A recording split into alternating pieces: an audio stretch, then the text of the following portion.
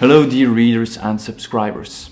Breaking into the art world is not an easy task, with an enormous amount of artists competing for a limited amount of art galleries, leaving artists frustrated, stuck, as if they are ignored by art galleries, not knowing where it went wrong.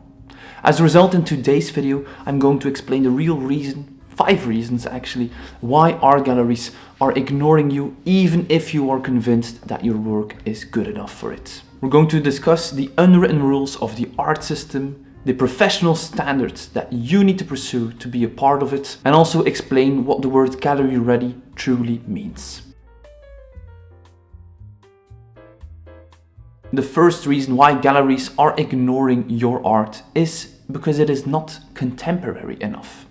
Even though many might think that all art that is being created today can be seen as contemporary, some artworks are more contemporary than others. This is arguably one of the most common and most misunderstood reasons why galleries ignore an artist's work, because it's simply not the type of art they are looking for. It is not contemporary enough. It's not that your work lacks quality or effort or skill, it's simply that it does not align with their stylistic, conceptual or categorical expectations. So what does this all mean?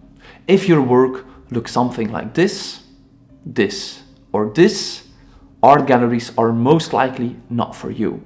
And you might wonder why. The works that I have shown are also made today and are also art. However, it belongs in a different art world, one that operates outside of the contemporary art system and the galleries. So if your work resembles illustration, decorative art, fine art in an academic sense, or applied arts, it might be misaligned with the values and expectations of art galleries, and therefore they are ignoring your work. Too many artists spend years of their life pursuing something that is not looking for what you're creating in the first place. So understanding this is essential. So there are 2 ways to figure out if your work has a place in those contemporary art galleries. A first way is to watch or read or extensive video and article on how to find your place in the art world next. Here I encompass different types of art, from illustration art up to contemporary art, and explain the subtle differences between it. Another great way, which I strongly encourage, is to discover those differences yourself by immersing yourself in the art world and seeing if it's simply something that resonates with you, if you feel at home in it. It's not about changing your art to fit in a contemporary art gallery. It's about finding out where your art in its most sincere form is appreciated. A second reason why your art is being ignored by art galleries is because it is not gallery ready. But what does that word actually mean? Art is subjective, so we are told. However, there are many things that galleries are looking for, that there is consensus about, that this is something positive.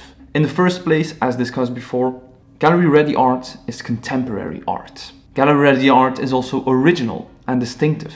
It is materially of high quality. It is based on a solid frame of reference to create a strong foundation and vision. It adequately balances consistency and recognizability with variety and versatility.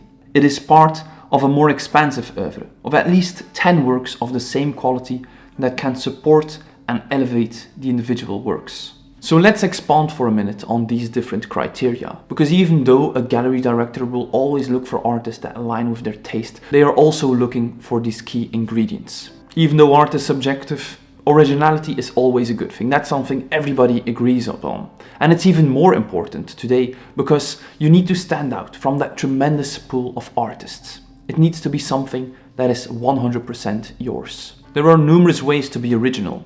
It can be via a material formula that you have developed. It can be a very characteristic visual language, a style that only comes from your hand. It can also be a very specific and unique concept, a vision that contributes to a critical discourse, or simply something that we have not seen before. That being said, many artists mistakenly believe that avoiding influences is the path to being original. In reality, this is not true. It is more of an excuse of being more interested in yourself or just having fun instead of being interested in that world that in the end you expect to support you. Refusing other influences or an interest in other art is a clear indicator of a certain laziness or lack of curiosity in art itself. A rather superficial and self-centered approach to art making. And even more on the topic of originality. These artists very often create very similar art that is generic, obvious, predictable. So in the reality, to create something original and distinctive, you must first understand what has already been done, to be able to respond to it, to revisit it, and to push it forward.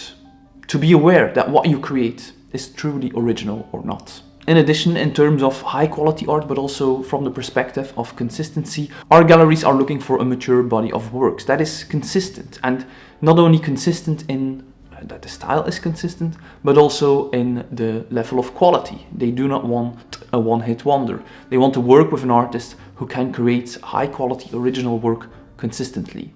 And on the topic of consistently, very often artists think that you have to be consistent, that you need to create the same thing over and over again, as if this one gimmick that defines who you are and what you do. However, in the contemporary art world, that is not true.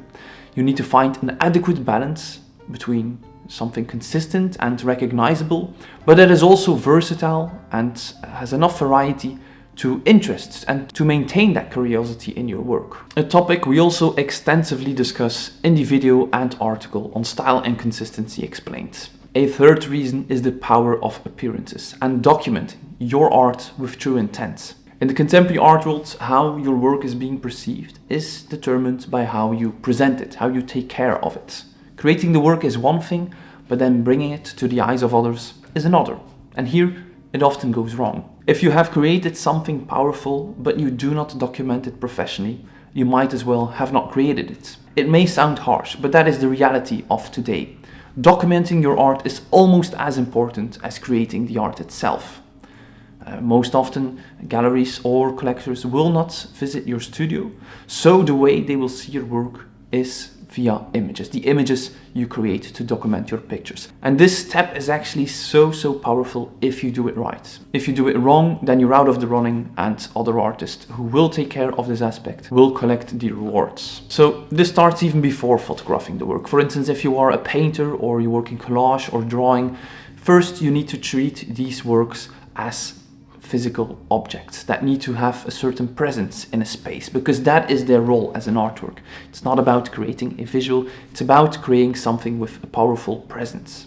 The second step is registering that presence by photographing the artwork professionally. And for these two things, for instance for painters, how to finish the sides of their works, and also how to professionally photograph your art with limited resources. These are also topics that we cover on this channel, and I'll link to them in the description below, because here is the truth that most artists underestimate. The level of care and professionalism you communicate in your images is the level people will assume you hold as an artist. If you photograph your work in an amateurish environment, hung above a couch or dining table which would be too decorative and commercial, or in an overcrowded exhibition with poor lighting, labels taped to a wall, or hanging from strings instead of directly onto the wall, you are sending a message that you are not part of the contemporary art world, nor you're interested in being a part of it. You're telling people your work is decorative or low-end, whether you mean it or not. The same goes for snapshots taken in festival tents, self-represented fairs with overcrowded booths, or cluttered studio corners. Even though your art is strong, the message your environment or the context surrounding your work sends is, I am not ready. On the other hand, if you photograph your work in a professional setting, in a clean, minimal and high-end context, they might even think that you are more established than you actually are. And it's not about fooling people in the perception of being successful. It's really about showing that you have the same high standards as those galleries, that they can already see that you know what you're doing, that you're doing it with care and where you want to go. It sends out a clear message. I take this seriously, and you should too. They will be able to identify with that visual identity and with that care, because that's also how any successful gallery needs to go about their business. This brings us to the next reason, that you're not presenting yourself as a professional artist. When you have contemporary, gallery-ready work and you have documented adequately, if you do not have the profile as an artist to match those standards, you might also lose out on a lot of opportunities and galleries might end up ignoring you. So what does this profile as an artist mean? It's actually an accumulation of various things, from taking care of the right documentation that you need to have in the right format. So this is also something we often talk about on this channel, having your artist resume formatted in the archetypical structure of all artist resumes in the contemporary art world. Having a professional artist biography that is written in the right tone and structure, and also, for instance, having a professional artist website that has also the same visual language and identity of the art world and communicates the information the art world expects you to communicate, and within the specific format it expects you to communicate it. It's also about your demeanor as an artist, how you behave. For instance, if you would promote your work in a very commercial manner, think of sending out flyers, acting as an influencer on Instagram to increase your reach, or perhaps doing discounts with flashy sales on your website.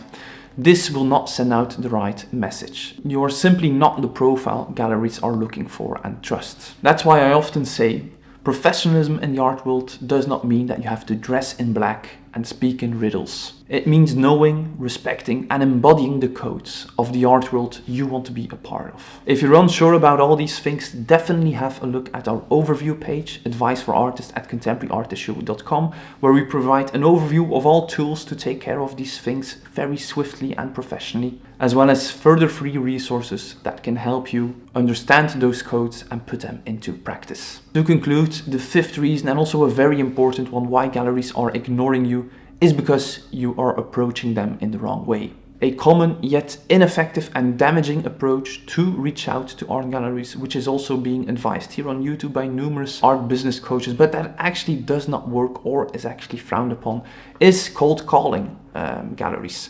From walking in with your portfolio or even with physical artworks, up to sending them your portfolio by post or emailing them out of the blue. Not only does this approach have a conversion rate of virtually zero, it's also kind of an indicator that you do not understand how the contemporary art world works, which can result in getting a bad name.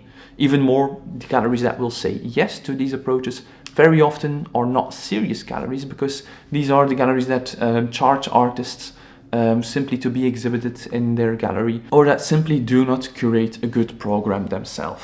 Galleries ignore these solicitations not because they want to be rude, it's because they receive numerous a day.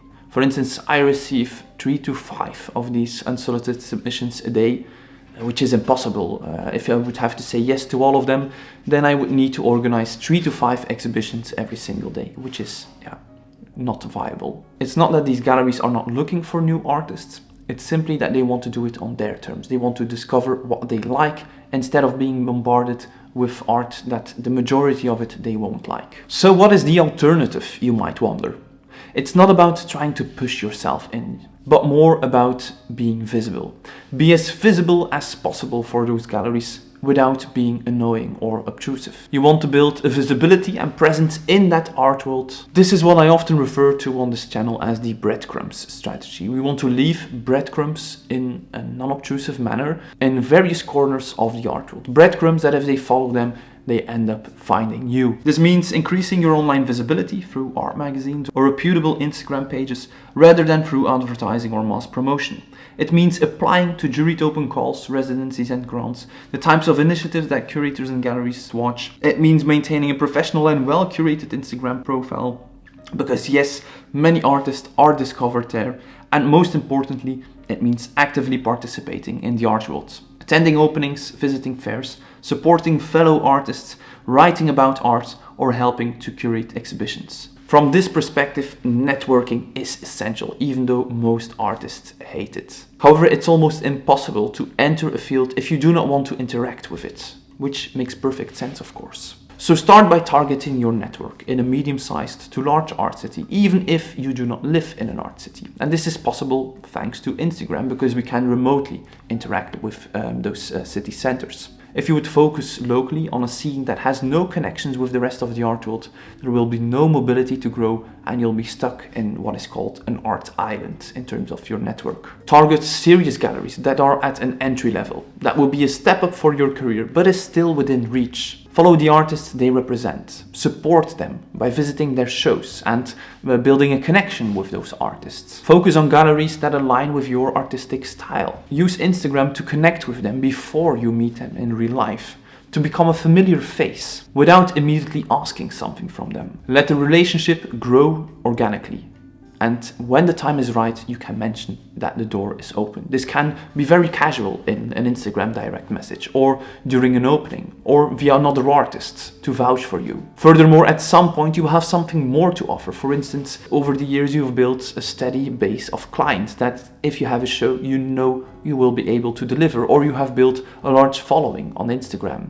In that case, it becomes easier to make that approach a bit more direct and bring something to the table. Do not focus on finding the right gallery. Focus on becoming the artist that the right gallery wants.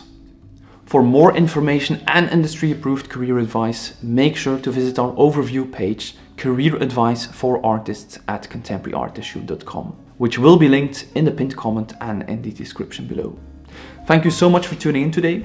Feel free to watch our previous video on how to find your place in the art world next. Support us on Patreon, and please consider subscribing to stay posted for more contemporary art. Bye.